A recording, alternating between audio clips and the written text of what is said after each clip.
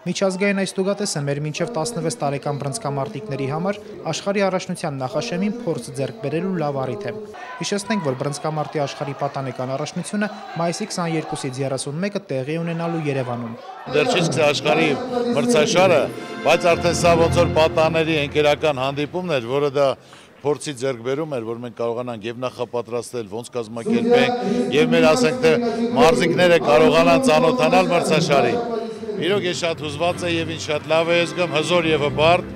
որ արդեն այդ քայլերը մենք կատարում ենք, որը մայիսի 22-ին պետք է լինի աշխարհի առաջնությունը, ամբողջ աշխարհն այստեղ գալու շփվելու, տեսնելու եւ այն մարզիկները աշխարհի, ասենք տարբեր երկրների մարզիկների հետ, որոնք երբեք դուրս չեն եկել մրցադահաղթակ,